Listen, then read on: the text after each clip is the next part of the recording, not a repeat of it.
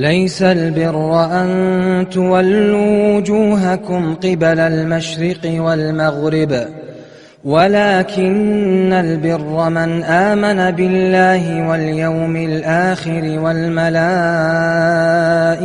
والكتاب والنبيين وآتى المال على حبه ذوي القربى واليتامى والمساكين وابن السبيل والسائلين وفي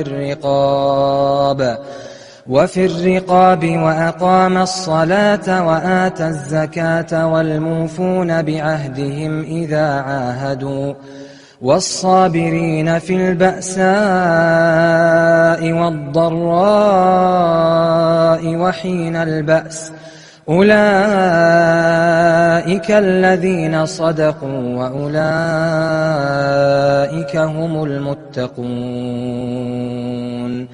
Alhamdulillah wa salatu wa salamu ala rasulillah wa ala alihi wa sahbihi wa man walah. All praise is due to Allah. We praise Him, we seek His aid and we ask for His forgiveness. And we seek refuge in Allah from the evils of ourselves and the evils of our actions. Whomsoever Allah guides, none can lead astray. And whomsoever Allah leaves to go astray, none can guide. Before we start, the sweet and handsome young brothers, okay? Pay attention because we try to focus on you today. Alright? Okay? This is a dardasha, as the brothers have told me, that it has become a tradition in Abu Huraira, where people share their personal views and their personal aspirations. And it is an eye-opener, I believe, to Muslims living in the West. Actually, to Muslims all around the world. But we'll just try to highlight some of the issues that really concern the Muslims who are living in the West. Now, I would say we would try to direct the message to the youth. And when I talk about the youth, I'm talking about youth of the heart. So if you have white hair like myself, consider yourself to be a youth. Because youth is not measured by years or how many years you've spent in this world. There's much more to identity, there's much more to performance, there's much more to the contribution that you can come up with, even at a later stage of your life. Now the companions of the Prophet ﷺ, some of them embraced Islam at a later stage of their lives, and they made a big difference. They really made a big difference. What we will be talking about, inshallah, today with the brothers, and with yourself as well. So it's going to be a highly interactive session. So don't expect yourself to sit down and relax and chill. We'll put you on the hot seat. We'll get you involved, and if you don't put your hand up, we'll pick you up, inshallah. Okay? So be vigilant, because I'll throw some questions on you. If you're not ready, you won't be able to deal with it. I just want to highlight something about the state of the Muslim Ummah. And no one argues with the fact that Muslims are not in a good state today. We are on a downhill, and we're not doing well as an Islamic Ummah, especially compared to the history of the Muslims, or the bright history of the Muslims, in all aspects of life. In terms of how the Prophet ﷺ established the first Muslim state, and how he educated the companions, how he cultivated them to a very high standard.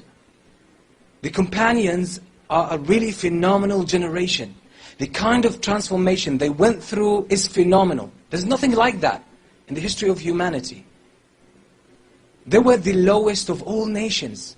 And within about 23 years, they became the best nation ever raised forth for mankind. Ever. Throughout history and even in the future. There will be nothing like that.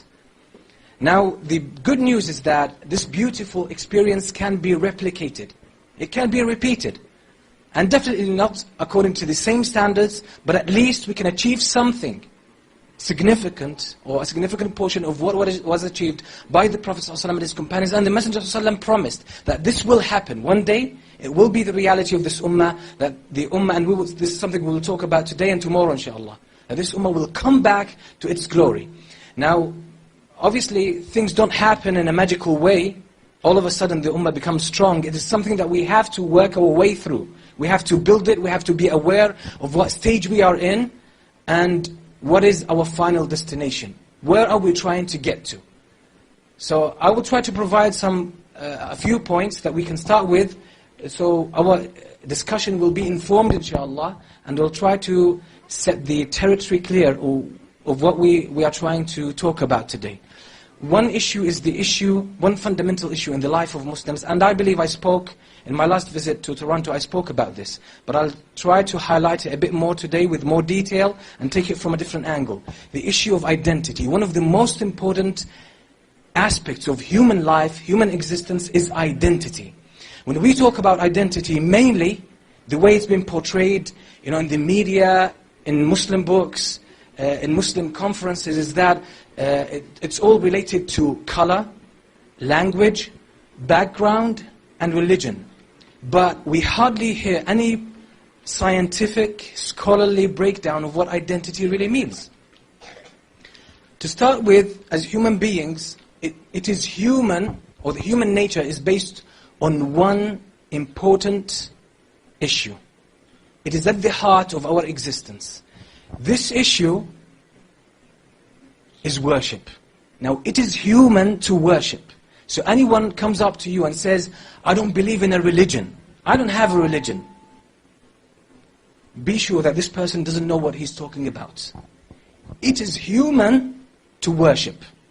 And in a broader sense, everything you do, everything you think about, every move you make, every step you take, emanates from worship. In some way or another. How does this work out? How can we explain it? Allah subhanahu wa ta'ala says in the Quran clearly, وَمَا خَلَقْتُ الْجِنَّ وَالْإِنسَ إِلَّا لِيَعْبُدُونَ. MashaAllah, the young ones are awake. Good sign. وَمَا خَلَقْتُ الْجِنَّ وَالْإِنسَ إِلَّا لِيَعْبُدُونَ. I have not created jinn and humanity except to worship me. Now when we make something as humans, when we make, for example, when we manufacture cars, what do we make them for? For driving, for transport.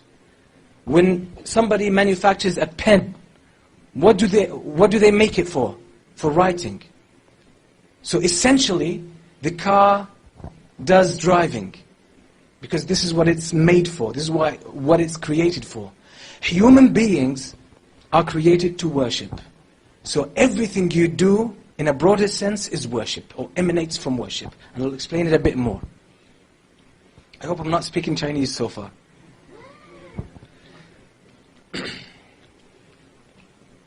The issue of worship goes with identity. It goes with identity. Can anyone tell me what identity means? What do you think identity means? It's a very elusive term. What does identity mean? Okay, can I get answers? Okay, let's take this first one. Sorry? Thank you very much. That's a very beautiful answer. Identity means how you define yourself. Imagine identity. Even in English, where does it come from? Identity comes from identify. How do you identify yourself? In other words, how you define yourself. Okay, what other answers do we have? What do we mean when we talk about identity? Yes, the young brother there. Can you speak up? Personal information about yourself. That's another puzzle. I'm trying to solve the puzzle of identity. What does identity mean? When I say that's my identity, how do we form our identity? Is it based on color? Language? Country of origin? Where does identity come from? Huh? Speak up, please. Date of birth. Okay. So people who were born in the same month, they have a special identity. Okay. What you do, that's a very brilliant answer, mashallah. What you do. So is identity something passive or active? That's another question. Okay, let me take Brother Umar. Based on what your function is. MashaAllah. The brothers of Montreal are taking over. Identity, most of the time we like to view it as something passive. We have no choice about. Yes? Color, language, background, a religion we are born with. That's what our identity is. But identity is not so. Identity is something proactive. It's something you choose for yourself. You choose your identity. And if you don't choose it, others will choose it for you. Others will choose it for you. We had one answer here, yes? Personal profile is getting more complicated. MashaAllah. These are the young ones. MashaAllah. Very good answer, but it needs explanation. Okay, let me take one hand here. Identity based on your character. On your character. That's a bit still elusive. I need something more specific. I agree with you, but I'm trying to break it down. Okay, I'll take 2 more answers from the back. I'll leave the younger ones. I'll save you for something, inshallah, more important. Okay. Others?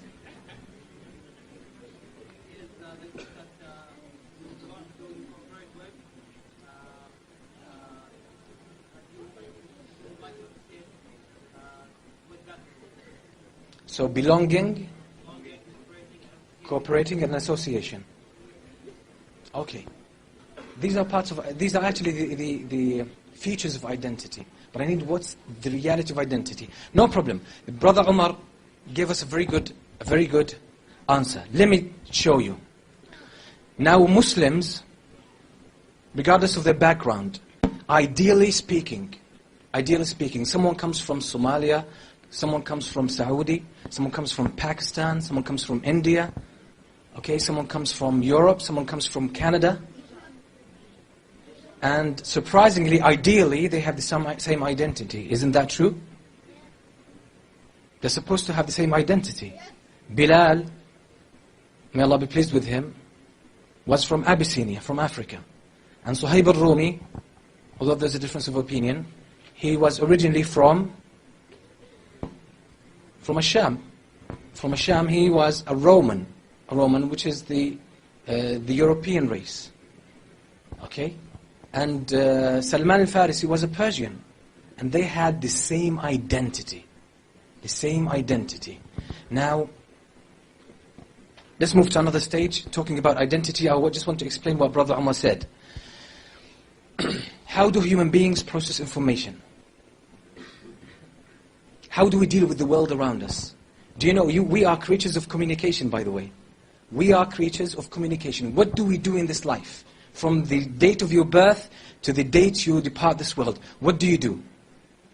What's the main thing you do? You're doing, about 24 hours, you're doing that thing. What is it? Yes, but that's not the answer I'm looking for. Eat.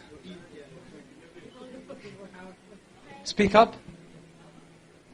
Dawah? No. Every human being there's something that you do consistently. Imran? Process? That's part of it. Right at the back. Reading? Breathing. Okay, I'll save you the time, so I don't want to step over the... Okay, I'll take one answer. One answer, this one here. Talking. Okay. What we do is communication. It's, as humans, the most important thing we do, as human beings, we interact with the world around us. Now imagine a person who cannot see, cannot hear, cannot feel or touch, and cannot smell. What kind of human being that is?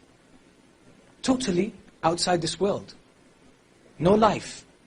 There's no life. So what we do basically, we communicate with the world.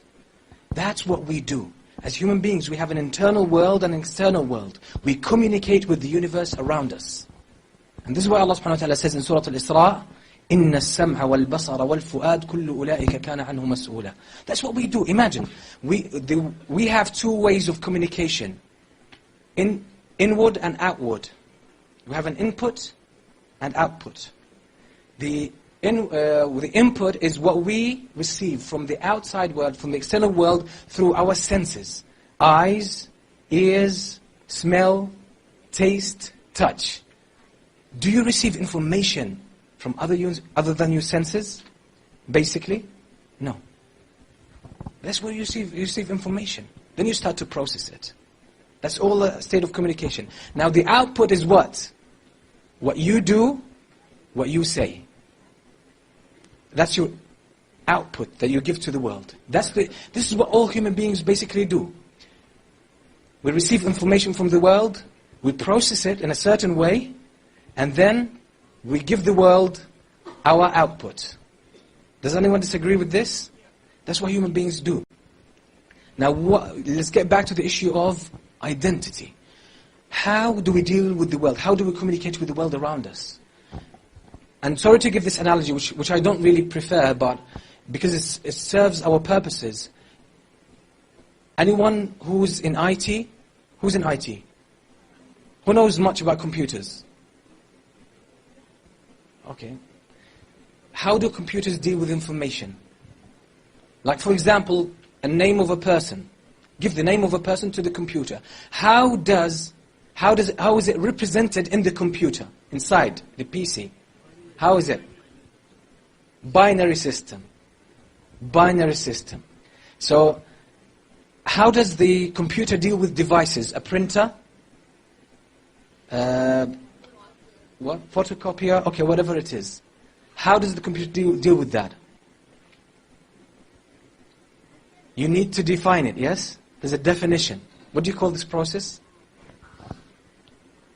It's actually now Windows already has the automatic ability to define hardware. But in the past, you had a CD and you had to define it. Otherwise, the computer doesn't recognize it. And in order for us to deal with the world around us, human beings, objects, events, we have to define them. We have a binary system inside us. That's a different system. We have a system through which we define things. It's a basic language through which we give value to things. You have two friends, okay? You appreciate one more than the other. Both of them are human beings. But why do you appreciate one more than the other? Because you have different definitions for them. How do you define people? How do you define objects? So in order to deal with the world around us, sorry, are you getting bored here? In order to define things around us, okay, we need to give them certain values. Why do some people mean a lot to you and other people don't mean a lot to you? Why do you appreciate some aspects of life and other aspects you don't appreciate them? Why? Depends on your definition. It depends on your definition. Something could be insignificant to you but vitally important to another person. Why? Depending on the definition. Islam is important in our lives because we have a certain definition of it. Other people have a different definition of Islam, so they're not concerned about it. Okay? Now when we are born, the first thing we do, we define ourselves. You have to define yourself. You have to define yourself. And I will explain how we define ourselves.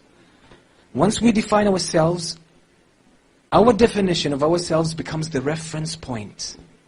Based on our definition of ourselves, we define other things. And this is why people differ in defining different things. Let me give you the example. Someone who does driving for a living.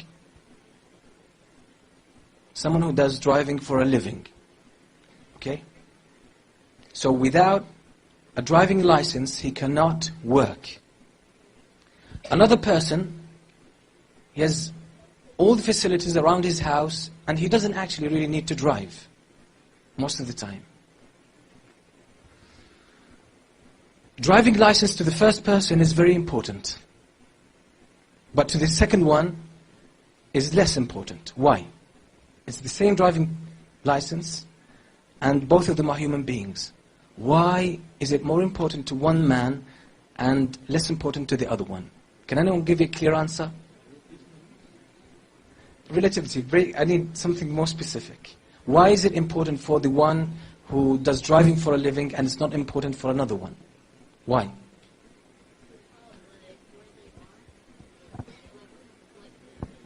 Okay, that's part of it. Yes.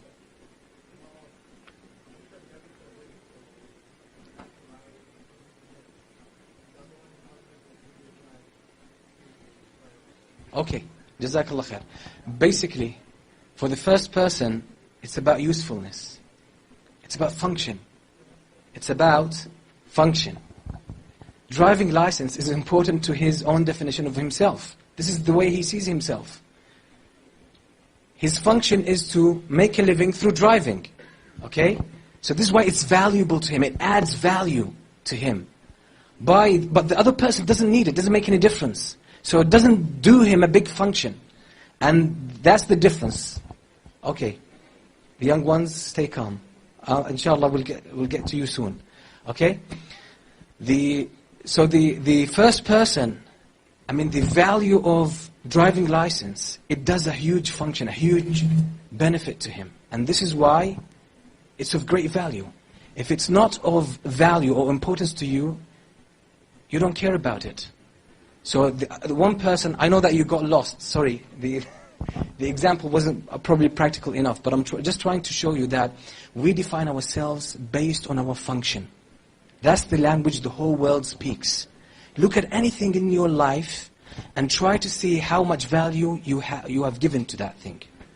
You will recognize the things that are more important to you are the things that are useful. The things that you can use and benefit from. And if they are of no use or little use to you, they have little value. And what defines if something is useful or not? It's the function you choose for yourself. Someone is a sportsman. Okay? So being fit is important to his function, is important to him. So if it's important to him, remaining fit is an important part of his life. But if you don't need to be fit in order to function well in life, being fit is not an important thing to you. So it's based on how you define yourself. Now people define themselves based on their function. And we define things in the world based on their function. This is how we define things in the world. Now, what is the meaning of worship? What is the meaning of worship? What's the meaning of worship? Worship. What is the reality, the essence of worship?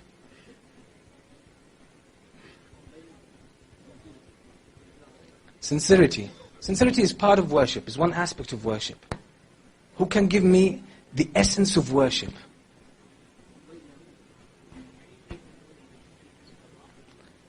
Okay, these are the acts, that's the manifestation of worship. But what's the essence? I need the essence. Right at the back there, yes. Now this, yes. Uncle, yeah. Yes.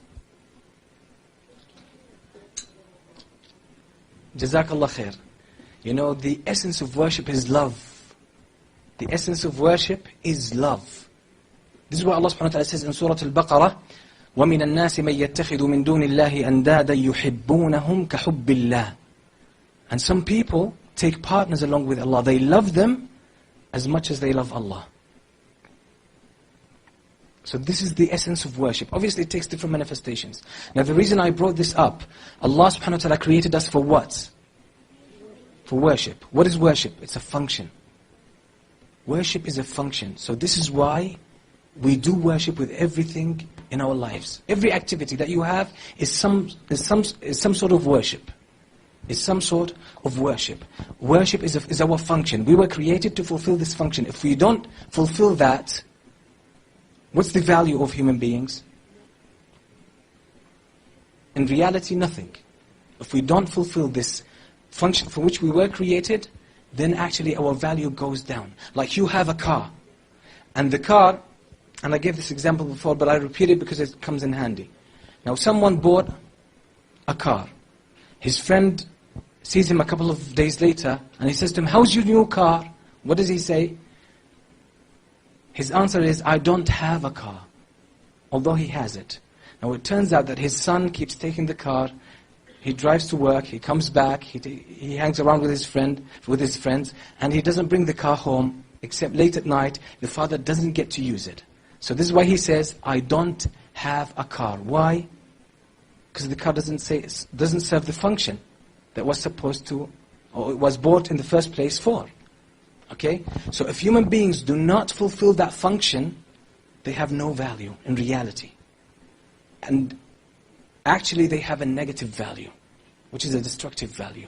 Now when we define ourselves as human beings, We define ourselves, this is what it means to be human, to fulfill your function. As it means, what does a car mean? Driving. If you have no driving, if you don't have this service, you don't have a car. If human beings do not do worship, which is the reason for which they were created, or the function for which they were created, they have no value. So this is why we define ourselves based on our function.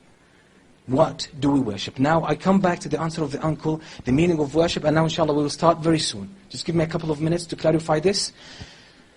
Worship means love. Worship means love. Do you know that what we do throughout our lives is love? Is love. People have different words for it. People have different words for it. And based on love, you define yourself. Now, how do human beings function, generally speaking? Through motivation. So when people talk about love, they call it motivation. Today, they call it purpose. They call it meaning. They call it passion. They have different names for it. But it's the same thing, it's love. And it is worship. So if someone comes to you, and this is basically what we do as human beings. We make an image of something, we love it, and after we develop this passion towards it, what happens? We pursue it. Now ask yourself, what do you do in life? What are your aspirations in life? That's your religion. That's your deen. It's what you love and what you pursue in your life. That's deen. Okay? So now when someone comes to you and they say, we don't believe in a religion, we don't have a religion, that's not true. Religion, unfortunately, has lost its meaning as a word. Even, unfortunately, in the Arabic language today, it's misunderstood by the majority of people. A deen means your passion in life. What is the ultimate love in your life? What is your passion in life? What is your purpose? What is the thing that you hang your value on as a human being? Identity of Muslims is supposed to be the love of Allah subhanahu wa ta'ala. Identity that we have is supposed to be the love of Allah subhanahu wa ta'ala. And the beautiful thing about this identity, that it takes different manifestations. It's the basic form of love which encompasses your life. And then it actually gives rise to every other activity in your life. So when you love Allah subhanahu wa ta'ala, you pray. You start to love prayer. Why? Because it brings you closer to Allah. It enhances your love of Allah. Now someone loves soccer or football. They like to play football. Anything that helps them become better at football becomes dearer to them. You want to achieve financial security or independence. You want to become independent, financially independent. Any kind of job that seems to pay off well becomes dearer to you. Why? Because it serves your purposes. It has a function to you. And that's exactly what religion basically means. So atheists, agnostic, each one of them, they have something they love. This is why the Prophet ﷺ said, تَعِسَ عَبْدُ الدِّينَارِ تَعِسَ عَبْدُ الدِّرْهَمِ. And he said another hadith, تَعِسَ عَبْدُ الزَّوْجَةِ. He said, woe to the slave of the dinar, of the dollar, of money. Why? Because money has become their ultimate love that drives everything in their lives. It's at the bottom of every action they do. You see? This is how they define themselves. So you define yourself around your passion in life. You love football so much that it actually affects everything in your life. It affects your decisions. It affects your likes and your dislikes. It becomes your God and it becomes your identity. Someone loves a woman so much that this love absorbs their hearts. This is how they define themselves. So what they like, what they dislike, what they do, what they chase after is all defined by that love. Anything brings them closer to their love is dearer to them. Anything that pushes them away from their love is detested to them. They hate it. They turn away from it. This is what worship means. So the Muslims are supposed to define themselves around love of Allah subhanahu wa ta'ala. So Allah is your ultimate love. And by the way, this is how our hearts are created. This is why Imam al-Qayyim says, human beings have two qualities. And this is, if you really study yourself well, you will see that you are doing this throughout your life. We have two faculties. We have two things that we do that encompass everything in our lives. We have the power of comprehension. Al-Quwwatul Ilmiyyah, he calls it. Okay? We can perceive things. We can see, we can understand, we can comprehend. That's number one. So we form images of things. We form definitions of things. That's number one. Number two, once you form a definition of something, you react to it dynamically. So there's static, which is you form an image, and there's a dynamic, how you act to that. So this is why the Prophet ﷺ said, النَّظْرَةُ سَهْمٌ مِّن سِهَامِ الشَّيْطَانِ. You know, a look, your gaze, it could be one of the spears of shaitan. Because once you see, for example, an attractive woman, straight away you form an image in your heart about that woman. And don't think that this static state will remain as it is. It gives rise to what? Desire. When you understand the names and attributes of Allah subhanahu wa ta'ala, there is an impression about Allah in your heart. And this is what we call aqeedah. You see, sometimes the word makes it complicated, but it's very simple. What does aqeedah mean? Aqeedah means, what is your impression about Allah? What's in your heart about Allah? How do you view Allah subhanahu wa ta'ala? What is your impression about the names and attributes of Allah? Once you form an impression in your heart about Allah or about anything, your heart will move either towards it or against it. Okay, so the Muslim is supposed to define himself based on the names and attributes of Allah. Once you have the correct understanding about Allah, your heart will develop the passion, will develop the what? The desire, will develop the motivation, will develop the strength that you bring about and through which you function. Okay, this is how this is a summary of life. This is a summary of life. This is how we human beings function. This is how we do things. This is how we react to the world. And this is how we define ourselves. So basically, human beings don't define... Some people define themselves, by the way, through their physical state. They look at their physique, around their body. Some people define themselves around their brains, their intellect. Some people define themselves around something external. Something like, as I said, money, reputation, their wife, their children. And that's a mistake. That's a mistake. We have to define ourselves totally based on our love for Allah subhanahu wa ta'ala. Based on our love. Now sometimes, let me give this example which is very practical.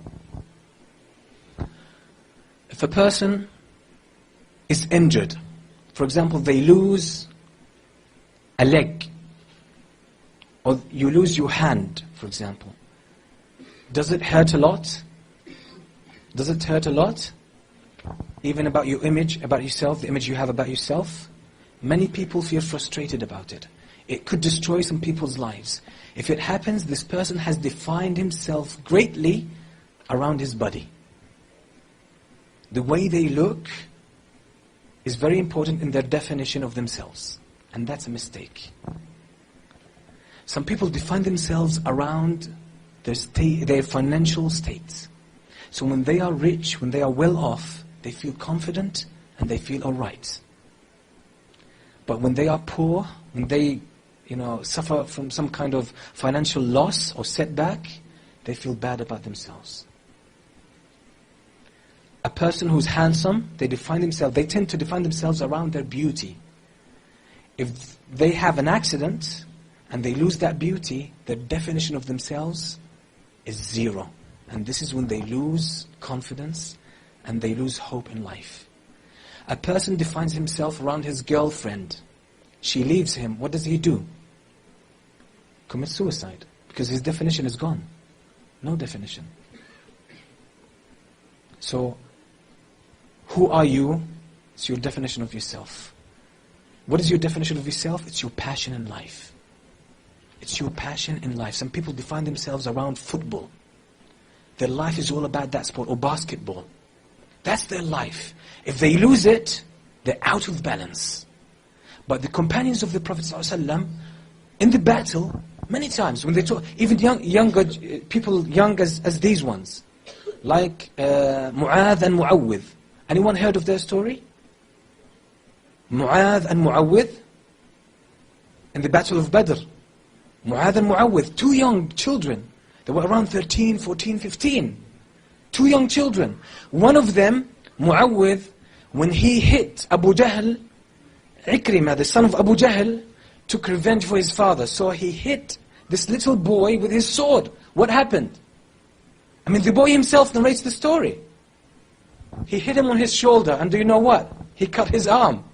And it kept hanging through a little piece of skin. It was hanging. And do you know what he says? This young man, about 14 years old, he says, in the battle, it became a burden on me. I couldn't fight and defend myself. So what he did, he stepped on it and he pulled it. His definition of himself, his composure was still there. Why? Because he did not define himself around his body. Now imagine sometimes a person loses a finger and it takes them months to recover. Psychologically, I'm saying. Psychologically to recover. Do you know why sometimes in arguments you feel offended?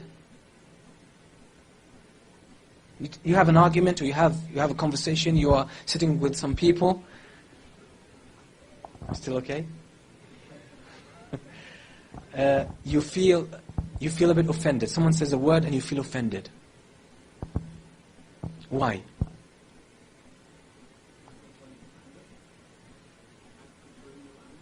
Not exactly. Not exactly. Do you know why? Because they said something that has violated your definition of yourself.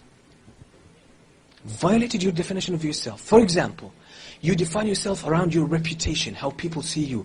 They call it, in today, they call it extrinsic. Something from the external world. You define yourself upon something from the external world. Okay? Once you define yourself around something physical, around something other than the love of Allah subhanahu wa ta'ala, you become vulnerable, weak. People can get to you, people can destroy your confidence. Let me define that, or let me explain it. Someone, the way he views himself, the way he defines himself is how other people look at him.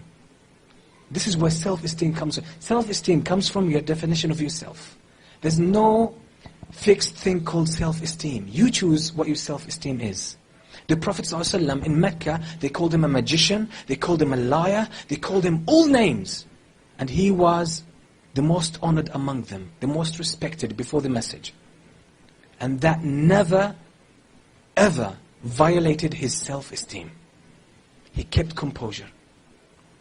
So someone defines himself around his reputation. If you call him a name, he's gone. He's gone. You have violated his definition. Someone defines himself around how he looks like, or how she looks like. Once that is violated through any physical injury, the definition is what? Destroyed. It's thrown out of balance. People define themselves around, by the way, some young people define themselves around on the car they have.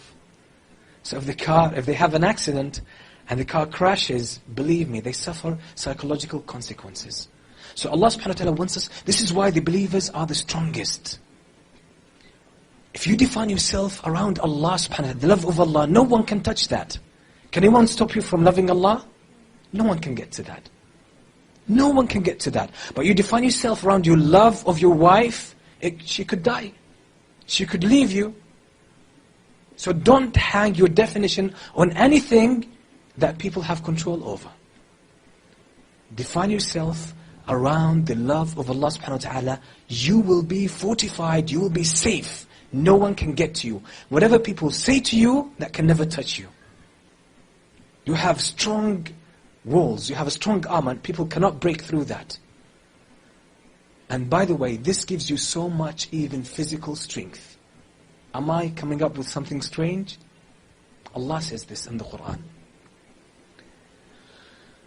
Allah says in Surah Al-Anfal, يا أيها النبي حرض المؤمنين على القتال. O Messenger, O Prophet, incite the believers to fight in the sake of Allah. إِيَّكُمْ مِنْكُمْ عِشْرُونَ صَابِرُونَ يَغْلِبُوا مِئَتَيْنِ. If there are 20 believers from among you, they can overcome, they can defeat 200. Am I joking? No. One can defeat 10. That's physical power. Pure physical power. Allah doesn't mention angels here. وَإِيَّكُمْ مِنْكُمْ مِئَةٌ يَغْلِبُ أَلْفًا مِنَ الَّذِينَ كَفَرُوا. And if there are 100 of you, they will be able to defeat 1,000 from the disbelievers. Why?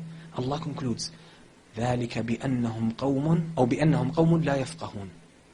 Because the believers do not comprehend the reality of this life. The disbelievers do not comprehend the reality of this life. So they have the wrong definition of themselves. They define themselves around what? Around money, status, their idols, the worship, whatever it is. But if you define yourself around love of Allah subhanahu wa ta'ala, you will get this physical power. Ibn al-Qayyim says this in his book Madarij al-Salikin. He says the love of Allah subhanahu wa ta'ala and the remembrance of Allah has the ability, or you can survive on it. And I'm not sure if I should be mentioning this. I don't want to be labeled as such and such, but I'm quoting Ibn al-Qayyim, one of the greatest scholars of Ahlus Sunnah. But please understand me very well, pay attention. He says, with love of Allah and great remembrance of Allah subhanahu wa ta'ala, you can survive even for a while without food.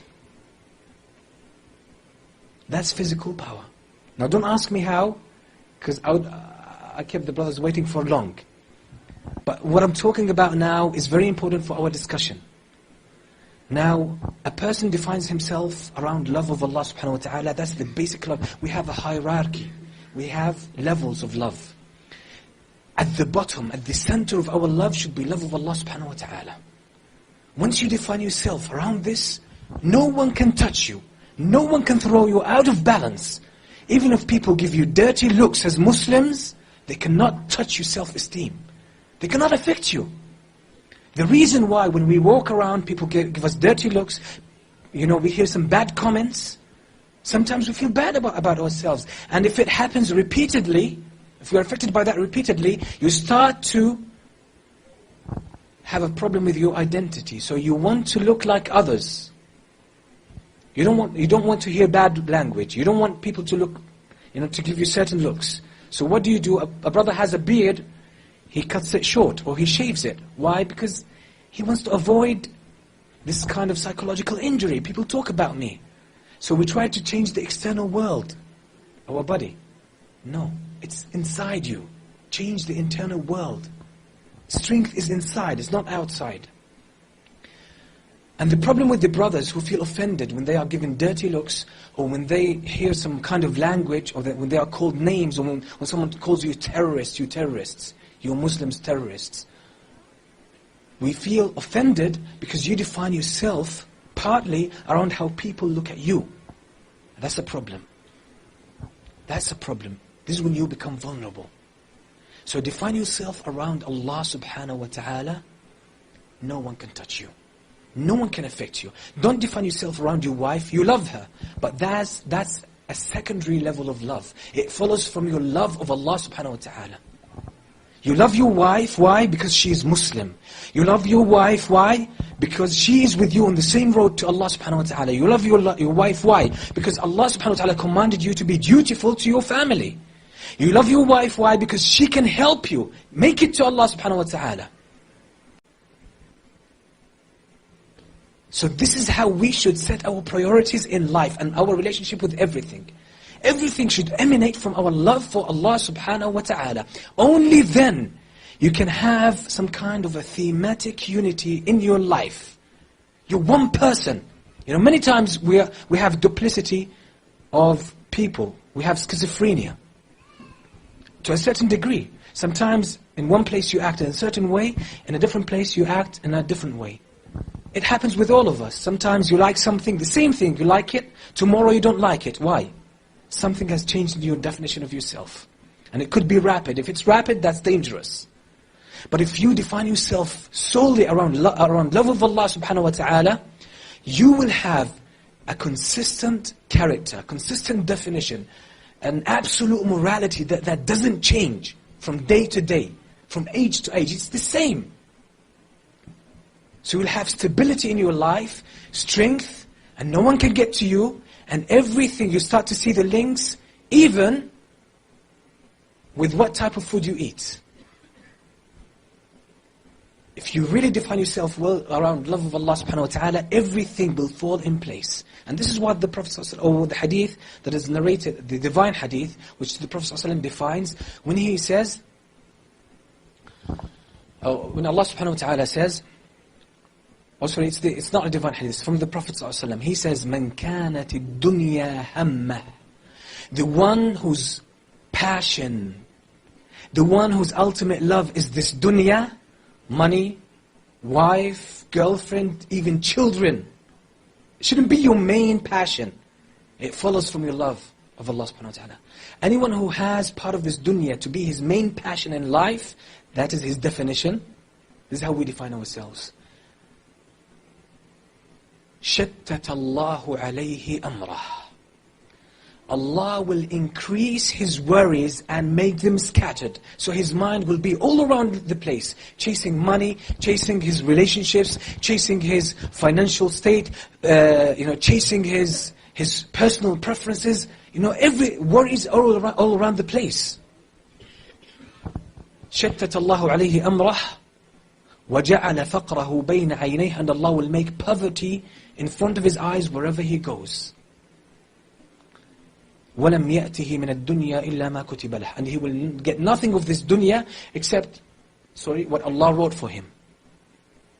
But وَمَنْ كَانَتِ الْآخِرَةُ هَمَّهُ, whoever makes Allah subhanahu wa ta'ala his passion, his ultimate love, his main concern. In other words, in our words, his definition. جَمَعَ اللَّهُ لَهُ أَمْرَهُ, Allah subhanahu wa ta'ala will reduce all his worries into one. Will be one thing to focus on and you will be satisfied. جَمَعَ اللَّهُ لَهُ أَمْرَهُ وَجَعَلَ غِنَاهُ فِي قَلْبِهِ, Allah will put the sense of richness and sufficiency in his heart. وَأَتَتْهُ الدُّنْيَا وَهِيَ رَاغِمَةٌ, and this life will yield itself before him even against its will. Again, physical outcomes, tangible outcomes. When we really fall into this kind of harmony, if we really get to that, the world will change around us. Ibn Taymiyyah says a very beautiful statement, and inshallah we'll finish with this so we can start, and as we have the conversation we will add. Ibn Taymiyyah says a very beautiful statement. He says, every move in the heavens and the earth, the origin of it, apart from humanity and jinn, the origin of it is love of Allah subhanahu wa ta'ala. The rain falls because of love of Allah. The clouds move because of love of Allah. Vegetation grows because of love of Allah. Everything loves Allah subhanahu wa ta'ala, and out of this love it functions. The whole world. So once we make Allah subhanahu wa ta'ala our ultimate love, our ultimate passion, what happens? We are in a state of harmony with the whole world. And once we catch this harmony, we build on an already existent momentum. Powerful momentum. During the days of Umar ibn Abdul Aziz, when he was the Khalifa, there are ample historical reports that wheat, from which we make bread, one single grain of wheat was similar in size to the stone of a date. That's barakah. Allah says in the Quran, وَلَوْ أَنَّ أَهْلَ الْقُرَىٰ آمَنُوا وَاتَّقَوْا. If the people of the inhabitants of earth, if they have believed truly in Allah and had taqwa and consciousness about Allah subhanahu wa ta'ala, لَفَتَحْنَا عَلَيْهِمْ بَرَكَاتٍ مِّنَ السَّمَاءِ وَالْأَرْضِ. We would have showered them with blessings from the heavens and the earth. Okay, we will start now. Okay, what's this? I can't read it. Okay, you sure? Okay, actually I want to get the brothers involved, so no problem. Okay. You're alright with that? I really apologize. But I got excited about this. Okay, before I carry on, everything I have said probably was a bit confusing. I know, it was a bit confusing at the beginning. Did the lines link now? Okay, alhamdulillah. Did anyone lose his way through? Okay, alhamdulillah. I just want to make sure that you are following. By the way, this is what worship means.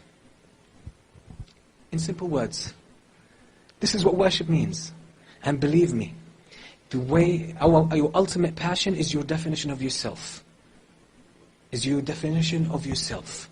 Now, when it is touched, when someone has access to it, they will have authority over you, power over you. And this is psychological authority.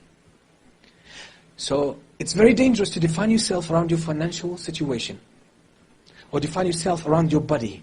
And this is why when the kuffar, when the people of Quraysh, they got hold of Khabbab ibn al-Arat, they started cutting his body piece by piece. And they said to him, just swear at Muhammad, say a bad word about him. Would you like Muhammad to be in your place and you are safe with your family? What did he say? He said, no, I don't wish that the Prophet ﷺ even being hurt by a thorn. Little pain, and I'm safe in my house. I prefer to die for him, and he's safe. He's intact. No problem with him. No pain. He has disengaged from his body, because you are not your body. In reality, don't define yourself around your body, because people have access to your body. They can torture you. They can put you in prison. And if your definition is based on your body, you will be weak. These are the people who give in at the times of hardship. But the people who persist and resist, even if they are captive, that actually, when they are prisoners, their guards are the captives. And they are the free ones. The way you define yourself really defines your freedom. And defines your strength, and defines your life. Now I just want to get back to the issue of hierarchy. And this is, by the way, if some of you got lost, don't blame me, blame Umar. That's all follow from Umar's word. Yes? Sorry? I don't understand what worship is. You keep saying you'll define it, but you don't really get to it. Okay, everything I said is worship. Worship means love. Worship means love. Now human beings, and let me... okay, I needed actually some kind of, no problem, I'll try to explain it. You know, we think human beings are one level of consciousness. Now I'm not talking about psychology, conscious and subconscious, I'm not talking about this. But human beings, we do not process our communication with the world around us and our thoughts according to one level. No. We have something deep inside our hearts, and that's the basic level that controls all our lives. And I said these are the two things Ibn al-Qayyim defined. Your power of comprehension to make not just necessarily an image, but an impression about something. And that's your faith, that's your aqeedah. That's the definition you have of things. The definition, the impression you have about yourself and about your mission in life, about your passion in life, about your ultimate love. That image gives rise to motivation, which is the drive to do something. The drive to achieve a result. Okay? What is the ultimate drive of Muslims? Allah subhanahu wa ta'ala. The love of Allah. Because we are designed, if we are created to worship, the best thing we do is worship.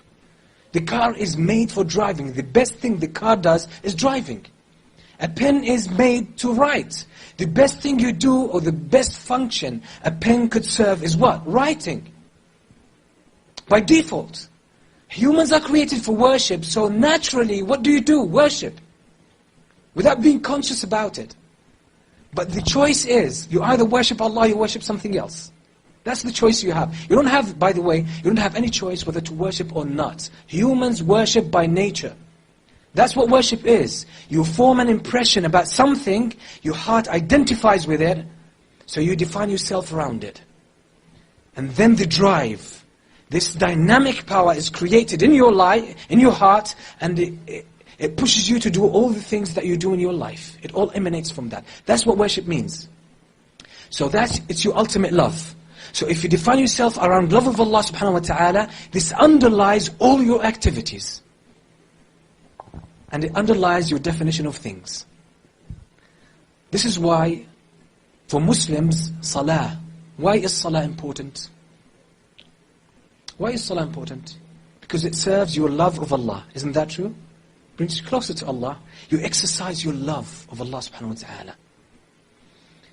What is salah to a non-Muslim? What does it mean? The Muslim way of praying. What does it mean to a Muslim? To a non-Muslim? Nothing. Why? Because it doesn't serve their purpose. And even if they look at you praying, they say, what's that kind of, what is this guy doing? As one guy, I remember I was praying and there was a non-Muslim passing by. And he said, I had my friends sitting around. He said, why is your friend headbutting the ground? What is he doing? And they don't understand because it doesn't serve their function. What serves their function, okay, for example, if they define themselves around enjoyment of this life, anything that helps them enjoy is important. So this is how they define things, this is how they give value to things. If it serves the ultimate purpose. Is it a bit clearer? Okay. So the words we use, motivation, purpose, passion, meaning, these are common words. This is all worship. It's all worship. Identity. We think identity is a psychological thing and they have to go through background, color, language. All these are secondary. And this is why Islam has the power to transform your life. Because it changes the very basis of your life, which is your definition. It changes your definition. So this is how we define ourselves. We define ourselves around our ultimate love, our ultimate passion. This is how you define yourself. And once you define yourself, it becomes the central point or the focus point based on which or against which you define other things. So if you look around at your friends, who are the people you hang around with, the people that you love? If they are not righteous, if they don't bring you closer to Allah, there's a problem with your definition. Because if you choose your friends based on enjoyment, a huge part of your definition of yourself is based on enjoying yourself. And that's the wrong definition. And this is why if you, for example, set up some kind of a trip or some kind of an activity that will bring you so much pleasure with your friends, and it doesn't work out, you feel frustrated. Because it has affected your definition of yourself, somehow. The Muslim, when does the Muslim get frustrated or feel bad? When they miss a prayer, when they miss a fast, when they fall in sin.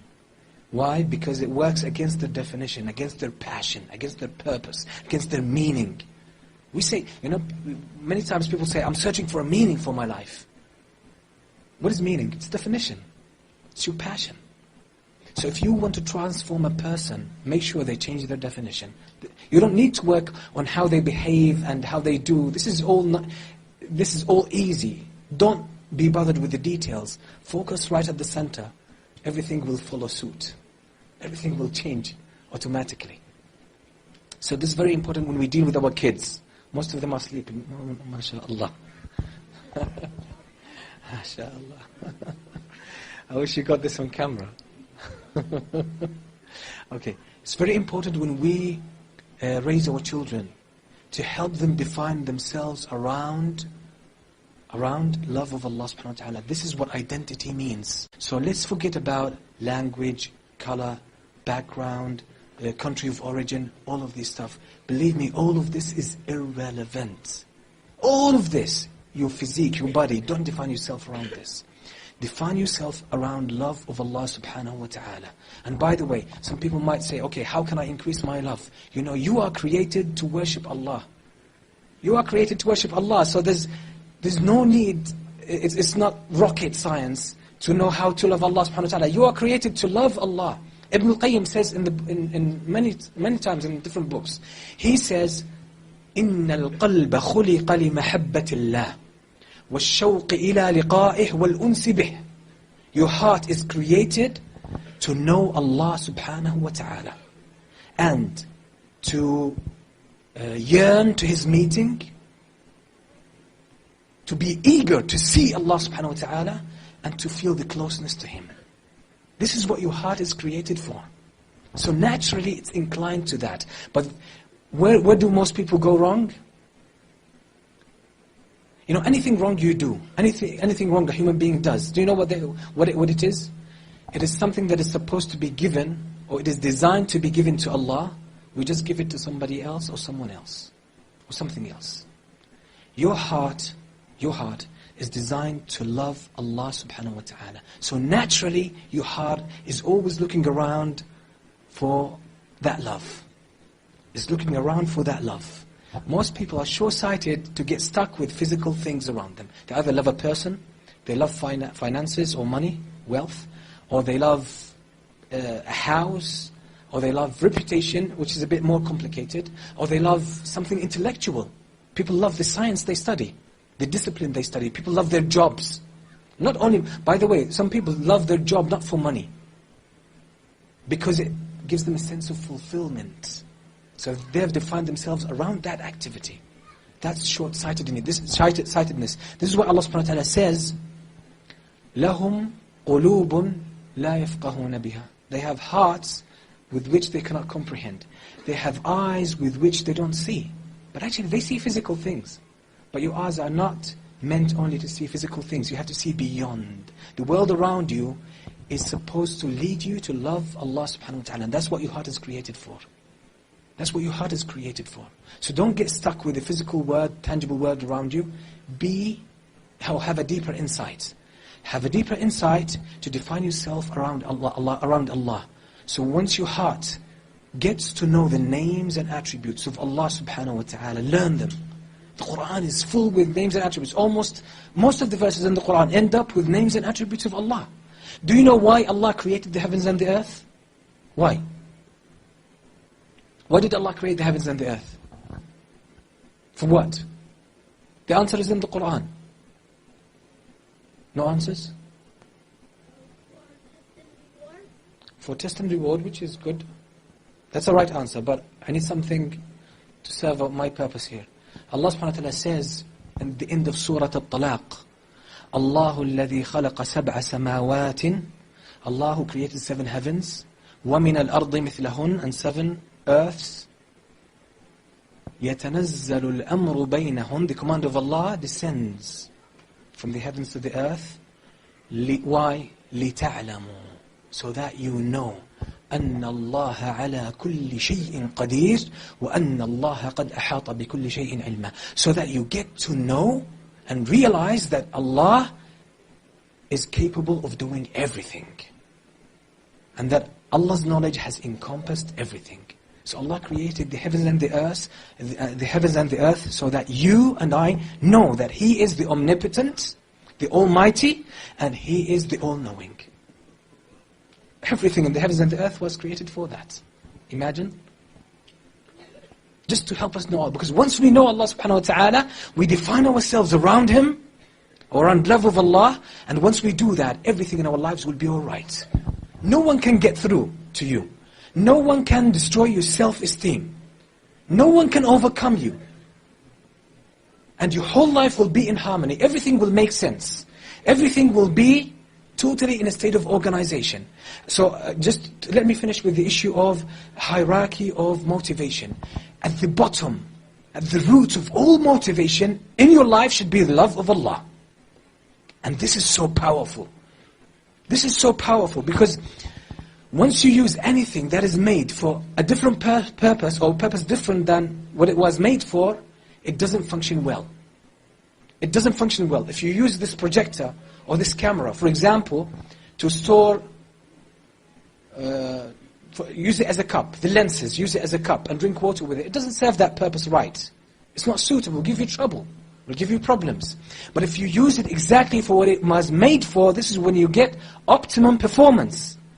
The same with human being. Once you are created to worship Allah, to love Him, and that drive be at the root of your life. Once you do this, your whole life will be in harmony and powerful. So all your energies are channeled into one direction, no contradiction, no waste of energy, no waste of time, and this is where you reach optimal performance. And this is why I believe if Muslims really and truly understand what Islam is, and align themselves, align their goals and their passions around the love of Allah subhanahu wa ta'ala, wallahi we can outperform anybody else, even at work. Even at work we can outperform any human being. Our performance will be different. And we quoted the verse where Allah subhanahu wa ta'ala said basically that one person will be able to overcome 10 people. We can really do that. Now what we will have inshallah, and I thought this introduction would be shorter, Allah musta'an.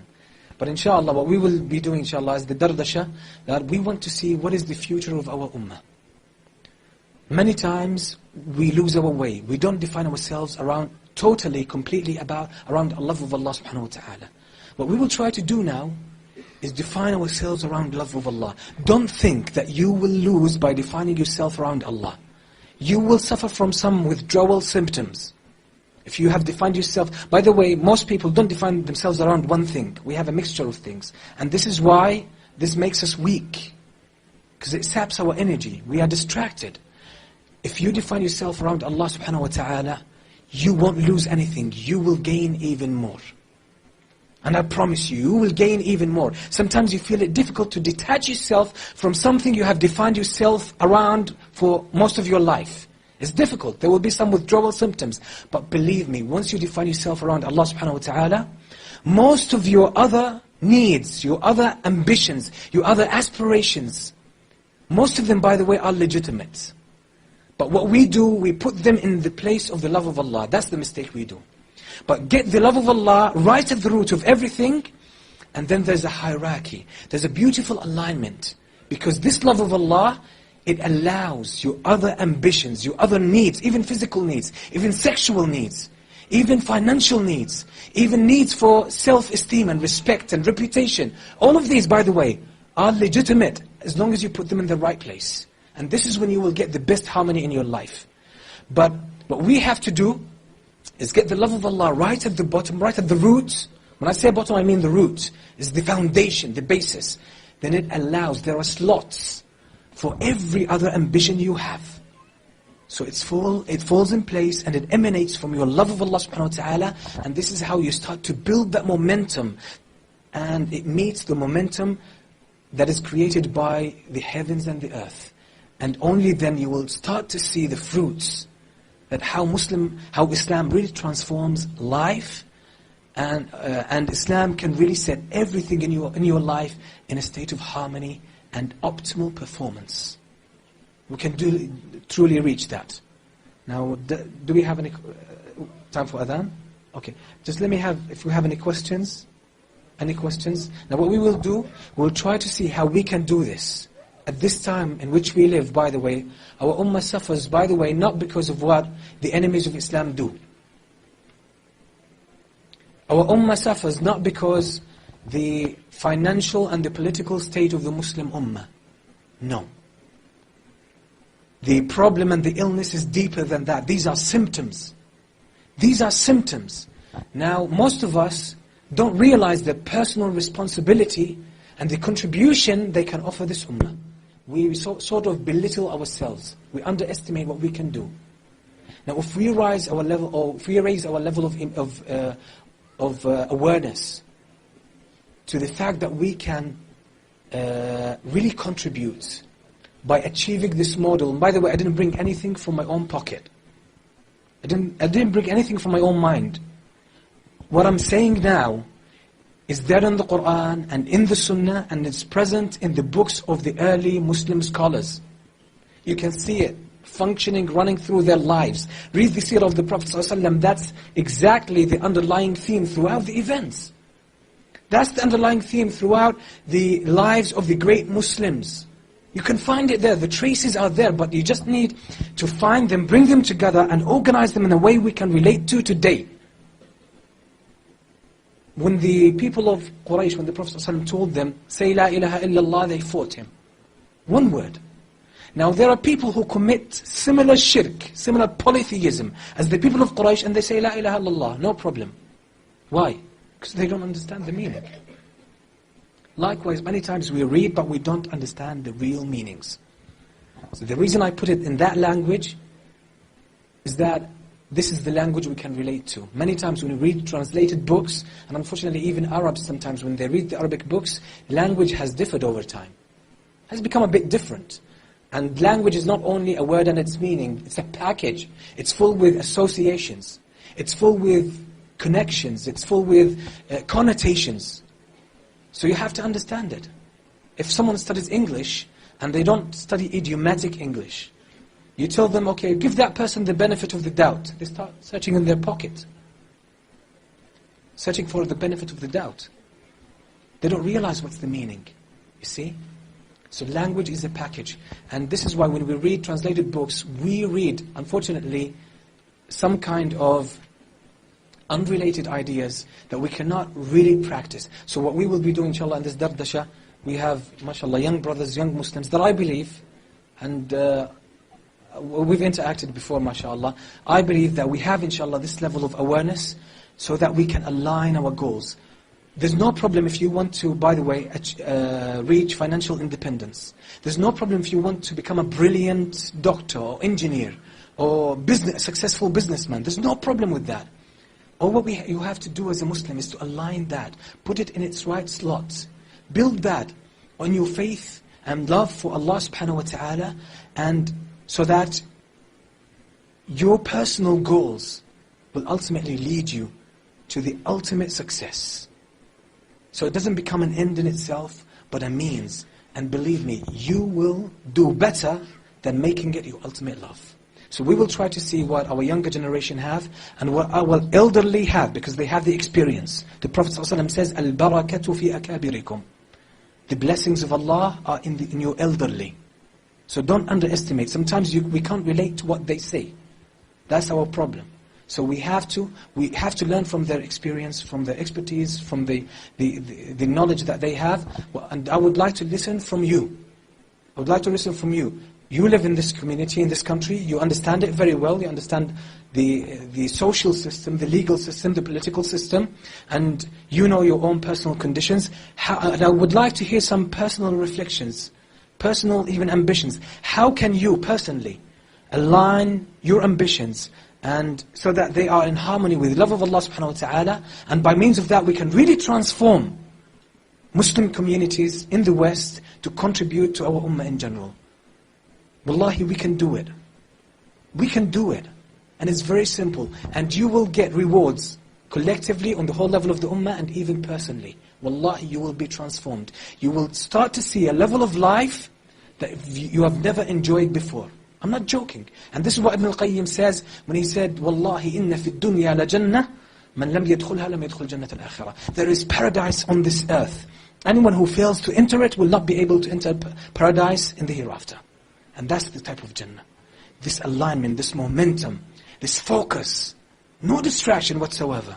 It's so beautiful. This, unity of theme in your life is so powerful and so beautiful. And this is the meaning of worship. This is why worship is so sweet. And that's the sweetness of it. So in Islam we don't have positive and negative. We have either husnul dhan in Allah, good thoughts about Allah, or bad thoughts about Allah. We have our own terminology. This is a different discussion. And I apologize for keeping the brothers here listening and giving them my back. I apologize about this. But inshallah, hopefully this discussion will be fruitful. Jazakumullah khair. تبارك الذي جعل في السماء بروجا وجعل فيها سراجا وقمرا منيرا وهو الذي جعل الليل والنهار خلفة لمن أراد أن يذكر أو أراد شكورا وعباد الرحمن الذين يمشون على الأرض هونا وإذا خاطبهم الجاهلون قالوا سلاما والذين يبيتون لربهم سجدا وقياما والذين يقولون ربنا اصرف عنا عذاب جهنم إن عذابها كان غراما إنها ساءت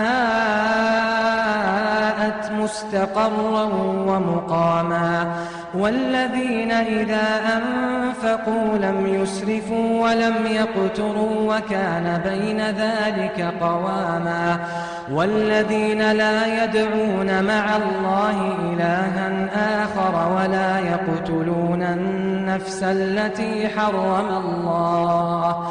ولا يقتلون النفس التي حرم الله إلا بالحق ولا يزنون ومن يفعل ذلك يلقى أثاما يضاعف له العذاب يوم القيامة ويخلد فيه مهانا إلا من تاب وآمن وعمل عملا صالحا فأولئك يبدل الله سيئاتهم حسنات وكان الله غفورا رحيما ومن تاب وعمل صالحا فإنه يتوب إلى الله متابا والذين لا يشهدون الزور وإذا مروا باللغو مروا كراما والذين إذا ذكروا بآيات ربهم لم يخروا عليها صما وعميانا والذين يقولون ربنا هب لنا من أزواجنا وذرياتنا قرة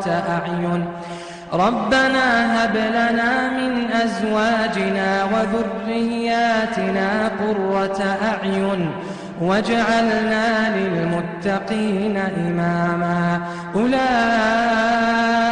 يجزون الغرفة بما صبروا ويلقون فيها تحية وسلاما خالدين فيها حسنت مستقرا ومقاما